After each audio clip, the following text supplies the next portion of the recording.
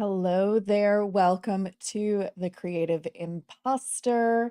This is our creativity and media as resistance series that we've been in for a few months now. I am multimodal content director, podcast storyteller, and educator, Andrea Klunder, the producer and host of this show, and also the founder of the Creative Imposter Studios, which is a strategy and production agency for people, creative leaders, businesses, nonprofit organizations who want to make a greater impact through podcasting. And today, today, so my original plan for today, for this series for you, was to give you volume 3 of a particular type of episode that I've been running on this series, which is 3 things for your creative resistance toolkit. That was the plan.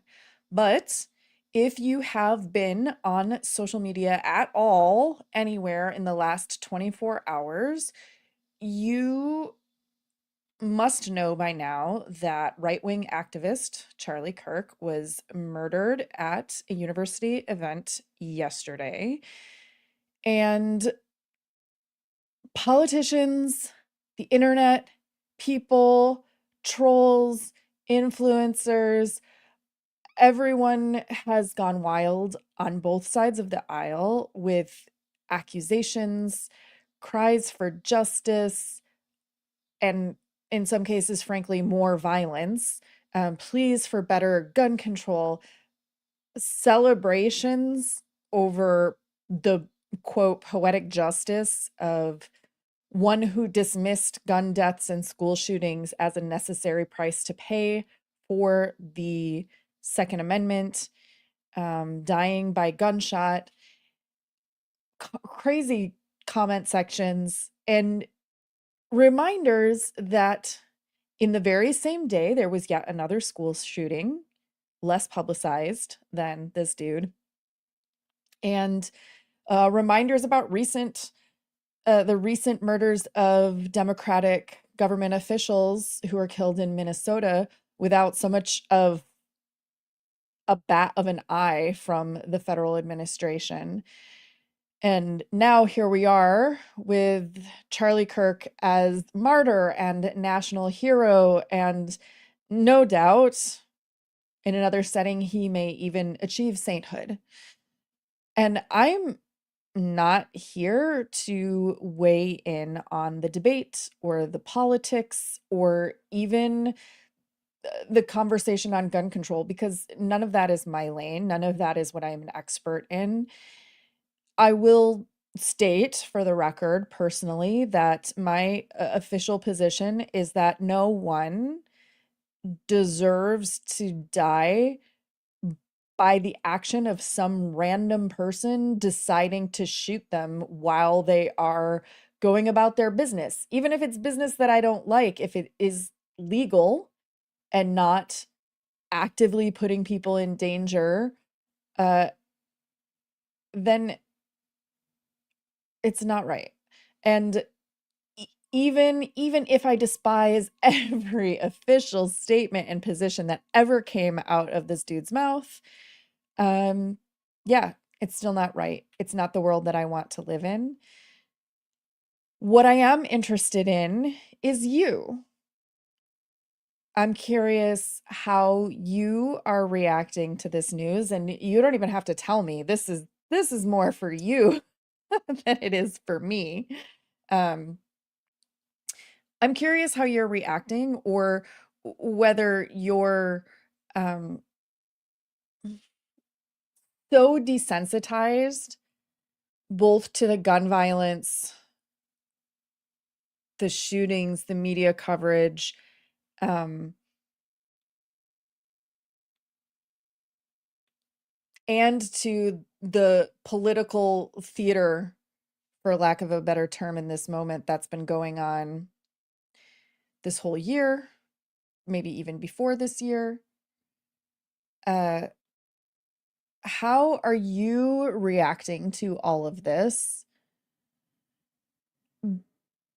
Because that is my lane. You, as the creator, I'm concerned. Regardless of where you land on these topics or how you're feeling, believe me when I say I am not judging you. But I am thinking about you because your visibility, your voice, your mission, your beliefs as a creator, as an individual who is out there doing work in the world and putting yourself out there, that is my lane.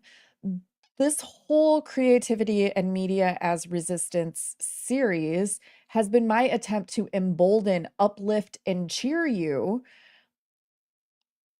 in a grounded way to speak up for your values and cultivate the world that you want to live in. And in a messed up way, I mean, Charlie was doing the same thing, just for different values and a different world. Um, but I want you to do those things not at the expense of your own well-being. And generally, when I talk about that, I mean mental and emotional well-being. But in this case, in this moment, in this world, today, I am also thinking about physical safety. I'm going to give you a confession, which hopefully all friendly people are watching this response from me, which is my own reaction yesterday when I came across this news. My first reaction was shock and horror.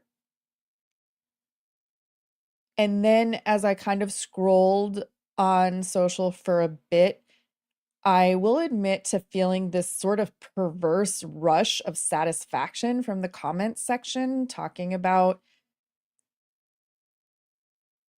how horrible of a person he has been and how what he has said about gun control and gun violence and shootings. And then it lasted only for a few moments, and then my own sense of humanity kicked back in. I returned to my senses.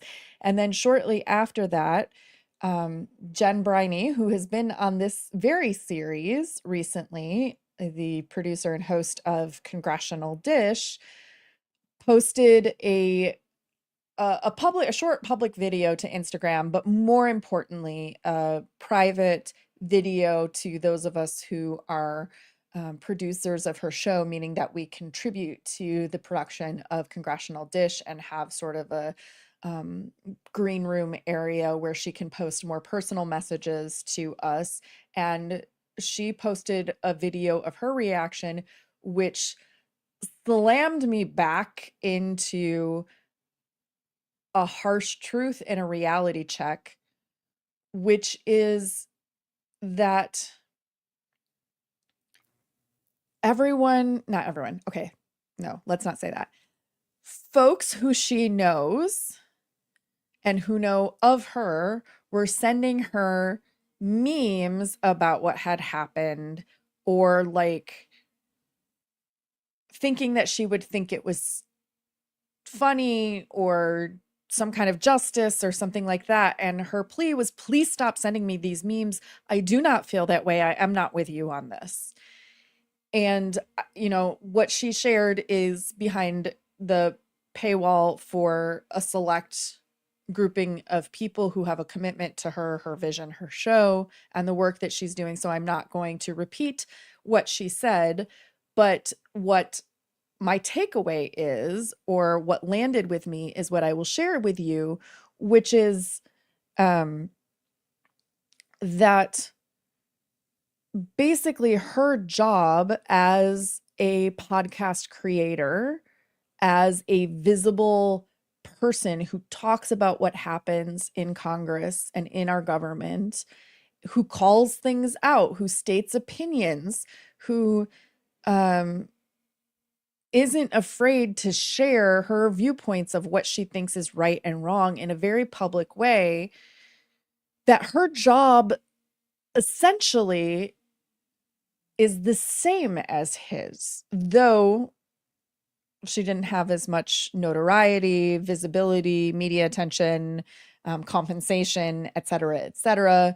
And maybe her viewpoints are not as controversial as his, but you never know what somebody is going to internalize. And she said by people not acknowledging his humanity and sort of turning him into a character, whether that's, again, this like martyr national hero type character, or whether that's an evil villain type character, by creating that perception, you're basically dehumanizing him and not acknowledging the fact of his personhood, the fact of his right to, not to be corny, but life, liberty, and the pursuit of happiness, right, in this country. And that if you are okay with that, then that is also how you think about her. And clearly, I know her personally. I did not know Charlie Kirk personally. Clearly, I don't agree with everything Jen says and every opinion that she has, but for the most part, we're aligned in our values, in our vision. What I view the work that she is doing in the world as positive, as a service, as moving society in the right direction. And I view the work that he was doing as the opposite of that. And yet, I do not want either of them to be at personal safety risk for doing that work, for being visible, for stating their values. That is not okay. Further, I saw a quick reaction post from someone I follow named Molly McPherson. Molly has a podcast called the PR Breakdown Podcast, and she's also very active on Instagram and TikTok. She's a crisis communicator and PR strategist, and I love following Molly because her coverage is analysis not of the thing itself, but of the communication, the official communication surrounding the thing, the media surrounding the thing, the social media commentary surrounding the thing. And of course, this just happened, so she doesn't have like a full analysis of it yet, but her initial reaction was, oh my God, the students at this college who were there in attendance and who were filming on their personal phones and devices, because it was a significant event, regardless of what side of the aisle that they are on, supporters or critics. And they were the first media responders, so to speak. They were the ones filming it with the footage on their personal devices of this horrible thing. And when we talk about desensitization, the normalization of like, oh, this is a thing that happens, and then people react that this is an okay thing that happens. Like, what does this mean? I believe most of those college students would be Gen Z. What does this mean for that generation? That they may have this on their phone, that they may have posted this, that they may have witnessed this. And like, I get it that they're not the first ones to be exposed to something like this, going back to the school shooting thing. I don't pretend to understand what that causes in the psyche and in the nervous system of an individual at any age, let alone at a young developing age. I can't imagine what that experience is or how one recovers from that or where we go from here. So the main thing I just wanted to say is check in with yourself. Are you being smart and safe about what work you're doing as part of the resistance? Are you mentally and emotionally okay thinking about how this may impact you either as a visible person, thought leader, content creator, or even just your own mental well-being in what your reaction is to an event like this, to news like this. Checking in. Also, if you want to consider this a little bit more in terms of your role as using creativity and media as a form of resistance, I would encourage you to go back to the episodes that I have had with Elsie Escobar, which is available both in the video format and in audio in the podcast feed. If you want to find the video of the past live streams, the best way to do that is on YouTube. You can find the playlist at bit.ly/creativity as resistance. Again, bit.ly/creativity as resistance. That's the best place to find the videos. And then the lightly edited audio versions are available at thecreativeimposter.com and also in your podcast app of choice. So you can find the easy links from the website to Apple Podcasts, Spotify, and my personal favorite podcast app is Pocket Casts. And you can choose where to listen by going there. So definitely the episode with Elsie Escobar talking about choosing your container, choosing your level of disclosure, and choosing your audience. Who do you tell what? Who do you share what with? My conversation with Monica Rivera about diversity, equity, inclusion, and visibility and leadership and showing up. And also my conversation with Jen Briney from Congressional Dish. So those 3 episodes, I think, will give you some things to think about in this area and give you a framework. If you have not already tuned into those episodes, those are 3 good ones. And this series, I felt like it was coming to a natural conclusion. And now I kind of feel like we need to continue this conversation. So I'm going to take next week off from the live stream. I'm going to be traveling out of the country. So that'll be interesting. This will be my first time traveling out of the country since authoritarianism came to visit the United States. And so that'll be interesting to see what reactions I get as an American overseas. So I'll take next week off. You will continue to get new episodes every 2 weeks in the podcast app, new audio episodes. And I am looking for guests to continue on this series who are doing the work of creativity and media as resistance.